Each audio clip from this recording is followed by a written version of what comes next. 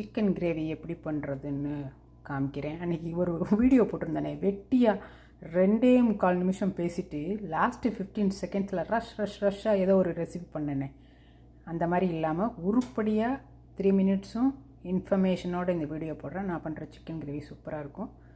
It could be useful for my kids too, for the future reference.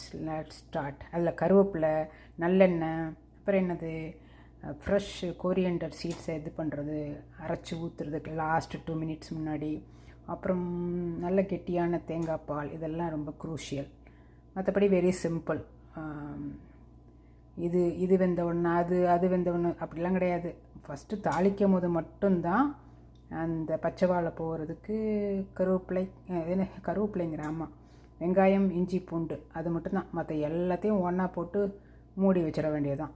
Okay, let start. நல்லெண்ணெய் ஊற்றி ஒரு மசாலா போடுவேன். அது என்னென்னா, இந்த என்னது சொல்கிறது, பட்டை, கிராம்பு, இதெல்லாம் ஒன்று ஒன்றா போட்டால் அது எனக்கு பிடிக்கிறது. எல்லாத்தையும் அரைச்சி ஒரு மசாலாவாக வச்சுருக்கேன். I will show that.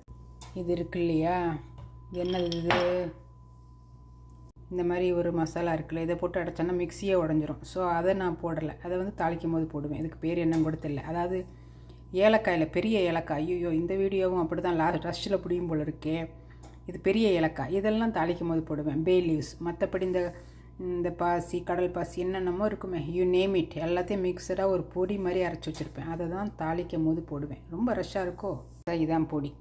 So ingredients முதல்ல ப்ரொசீஜர் சொல்லிடுறேன். நல்லெண்ணெய் ஊற்றி இந்த பொடியை கொஞ்சம் போட்டு, அதுக்கப்புறம் இது குண்டா இருக்குது ஏதோ ஒன்று போட்டு, பே லீவ்ஸ் போட்டு, வெங்காயத்தை வதக்கி, இஞ்சி பூண்டு வதக்கிட்டு மேரினேட் பண்ணி வச்சுருக்கேன் சிக்கன். அது என்ன, வெறும் சில்லி பவுடர் மட்டும் போட்டு வச்சுருக்கேன். கருவேப்பிலை போட்டு, பச்சை மிளகாய் போட்டு வதக்கிட்டு, மற்றபடி சிக்கனை போட்டு, தக்காளியை போட்டு நல்லா 10 மினிட்ஸ் 15 மினிட்ஸ் வெந்ததுக்கப்புறம் லாஸ்ட்டு 2 ப்ரொசீஜர் தான் ரொம்ப முக்கியம். அந்த கொத்தமல்லி எப்படி ஆட் பண்ணுறோம், அப்புறம் தேங்காய் பால் இந்த ஸ்டேஜில் ஆட் பண்ணுறோம். Let start the cooking. It's 2 minutes 15 seconds already.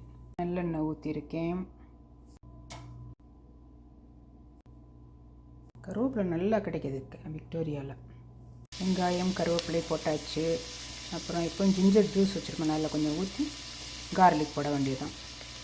Ginger juice எல்லாம் போட வேணாம், என்கிட்ட ஜிஞ்சர் இல்லை, அதனால் டீக்கு போடுற ஜிஞ்சர் ஊற்ற வேண்டியதுதான். ஆனால் பார்ட் 2 கண்டினியூன்னு போட வேண்டியதான். I don't think so I can finish in 3 minutes shorts.